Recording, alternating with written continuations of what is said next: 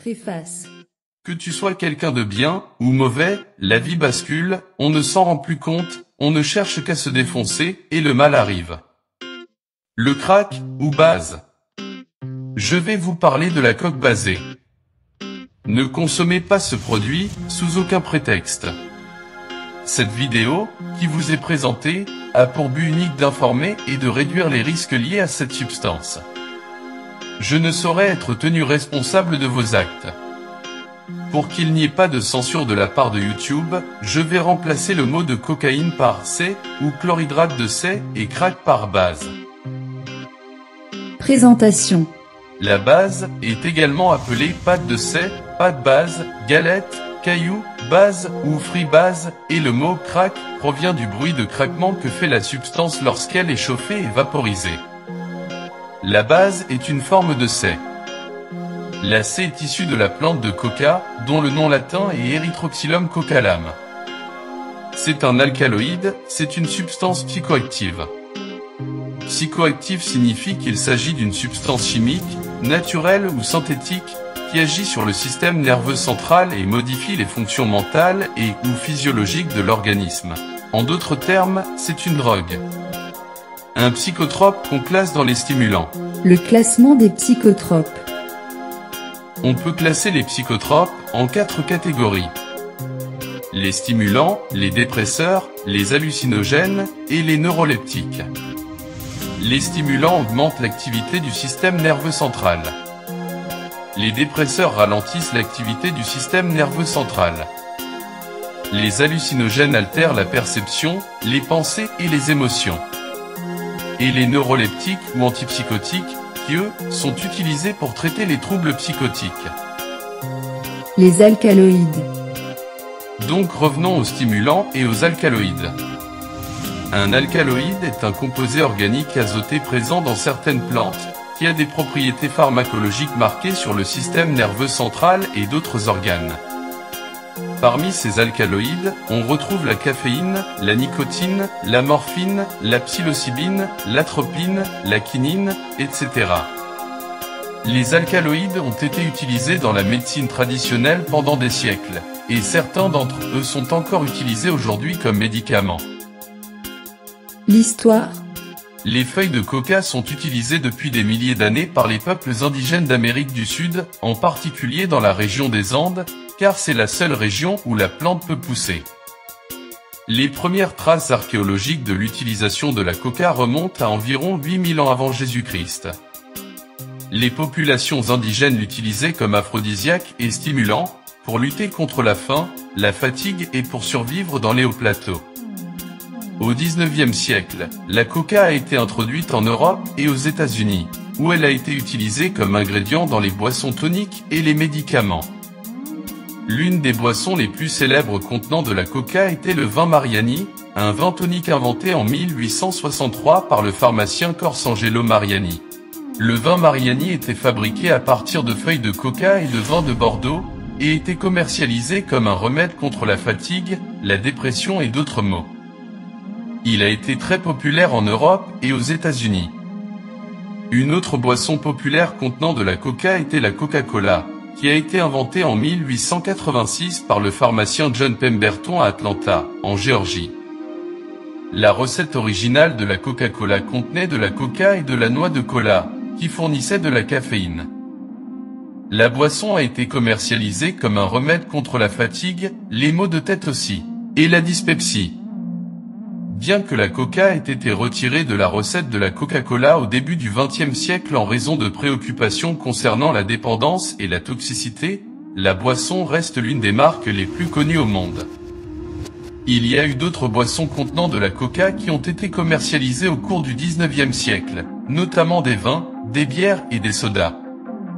Cependant, l'usage récréatif de la coca s'est rapidement répandu, entraînant des problèmes de santé publique et de dépendance. En 1925, la Société des Nations a adopté la Convention internationale de l'opium, qui réglementait la production, le commerce et la distribution de drogues, y compris la C.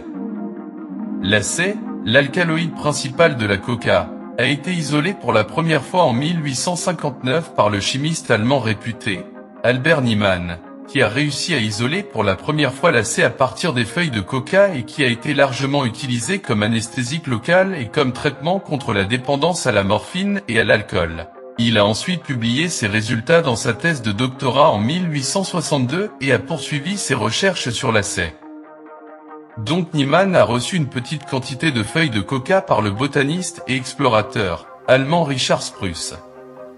Niemann a utilisé une série de techniques chimiques pour extraire et purifier l'alcaloïde principal de la coca en développant une méthode pour synthétiser la substance à partir de l'acide benzoïque et du méthanol, et là est né l'acé, ou le chlorhydrate de C.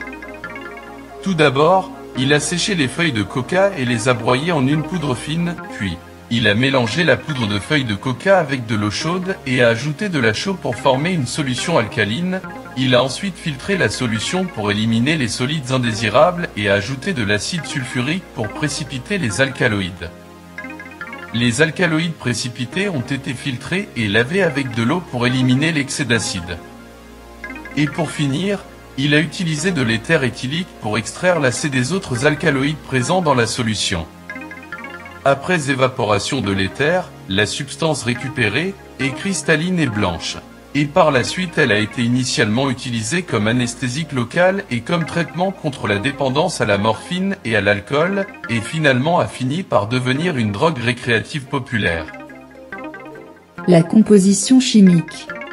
La base, ou l'acé, est une substance qui contient 17 atomes de carbone, 21 atomes d'hydrogène, 4 atomes d'oxygène et 1 atome d'azote, soit C17H21O4. Et pour le chlorhydrate de C, avec un atome de chlore, centilitres. Une fois l'alcaloïde isolé, l'acé peut être dans deux formes, soit en pâte de C ou base qui est fumable, soit en chlorhydrate de C qui lui est snifflable et passe par les muqueuses. Lors de sa fabrication, elle se transforme tout d'abord en base puis une deuxième étape qui consiste à la transformer en chlorhydrate de C. En général, deux laboratoires distincts sont nécessaires. Le processus inverse du chlorhydrate de C, pour purifier l'acé, consiste à enlever le chlore, à l'aide de bicarbonate ou d'ammoniac ou d'éther pour obtenir la base. La fabrication. La pâte de C ou la base est obtenue à partir de feuilles de coca, qui sont cultivées principalement en Amérique du Sud. Les feuilles de coca sont cueillies, séchées et mises en pile, puis mélangées à du ciment ou de la chaux, et recouvertes de kérosène ou d'autres solvants. Le mélange est filtré et le solvant est évaporé. L'acé dissoute est extraite du kérosène avec de l'acide sulfurique pour produire une solution aqueuse de sulfate de C, ce qui induit une précipitation de l'acé basé ou pâte de coca. Cela permet de récupérer une pâte de C cristalline appelée pâte base. Cette étape est réalisée dans le premier laboratoire, où la pâte de coca est dissoute dans de l'eau chaude et filtrée pour éliminer les impuretés, puis la solution est mélangée à de l'acide chlorhydrique pour former du chlorhydrate de C, qui précipite sous forme de cristaux.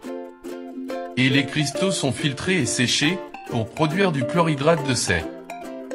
Par la suite la base est vendue en galettes mais parfois, il arrive, très souvent que les consommateurs de base cuisinent leur C-base à partir de chlorhydrate de C en utilisant du bicarbonate de soude et de l'eau ou de l'ammoniac, et plus rarement de l'éther éthylique, ce qui enlève le chlore, et transforme la poudre en une substance solide et cristalline, semblable à un caillou.